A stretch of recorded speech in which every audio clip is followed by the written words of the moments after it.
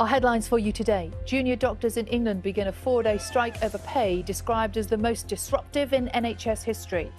President Biden heads to Northern Ireland to meet Rishi Sunak to mark the 25th anniversary of the Good Friday Agreement. 1 million smokers will be given free vaping starter kits to encourage them to give up tobacco products. In sports, a game billed as the biggest in non-league history, but was this in the script? A blockbuster ending thanks to a penalty save as Wrexham's Hollywood owners eye promotion whilst being handed the freedom of the city. Now, a 300-person strong Coronation choir made up of performers from different backgrounds, including Gaelic speakers, deaf and refugee singers, Northern Irish farmers and London cabbies, will perform as part of the Coronation celebrations next month. Basically everybody. Yes. Basically everyone's in it. The event will take place the day after Charles and Camilla are crowned at Westminster Abbey next month. It's all part of a BBC documentary that's going to be shown close to the time. Amanda Holden, Motsi Mabuse, they're going to be part of the celebrity coaching lineup, mentoring the new choir ahead of their big performance. Nobody's mentioned breakfast television presenters. I wonder why that might be. For a very good reason. That sounds brilliant, though. What about weather forecasters? Yeah, I'm not entirely sure. Have you ever heard Carol sing?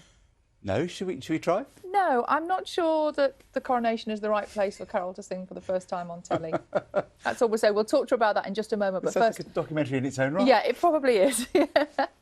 Interesting health story here, because plans have been announced this morning to offer vaping starter kits to help people quit smoking in England. The government wants to make smoking obsolete by the end of the decade, so pregnant women will also be offered up to £400 to give up the habit. We'll talk to Carol in just a second. First, let's have a look at this morning's paper, shall we?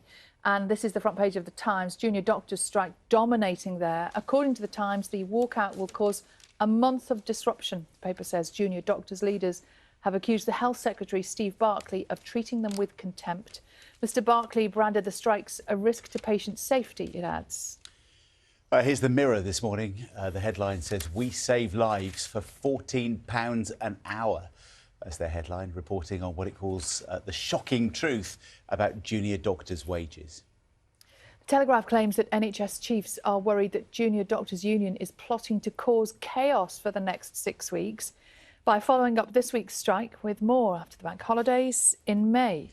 One of the most read stories on the BBC News website this morning tells how the Hollywood stars Ryan Reynolds and Rog McElhenney. I never know if it's McElhenney. Hang on, if I think about it, I can't say it. Anyway, they've both been awarded. That's it, Rog McElhenney. Yeah. They've both been awarded the freedom of the city of Wrexham. Last night, the honour was formally presented to the pair, who, of course, own Wrexham Football Club and had plenty to celebrate this weekend on the pitch as well, didn't they? After a stunning result. Absolutely incredible result yesterday. Yeah. Lots of the back pages are talking about them. Just a brilliant, brilliant picture here.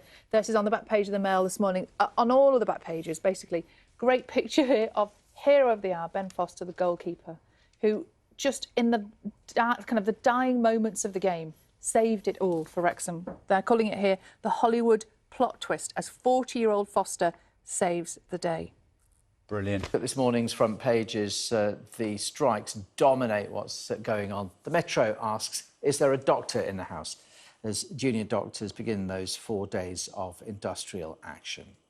According to the Eye, some 350,000 appointments and operations are likely to be cancelled, far more than originally forecast. The Express advises readers not to get ill. The Mirror leads with details of junior doctors' pay, which it says works out to around £14 an hour. The Times is expecting disruption to the NHS for up to a month, while The Guardian says the action by junior doctors could run until the next general election, which it says may not happen until January 2025.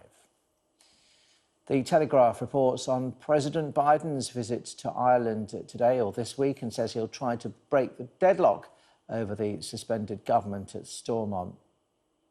The Mail claims 19 terror suspects have been found among migrants crossing the Channel in small boats. The FT has news of successful debuts for a number of companies on Chinese stock exchanges. And The Star tells us astronauts may soon be given the tools to manufacture their own medicines in space. Always interesting headline in the Star. If you want to see any of those front pages again or read the stories, then do scan the QR code on your screen. That will take you to the press review.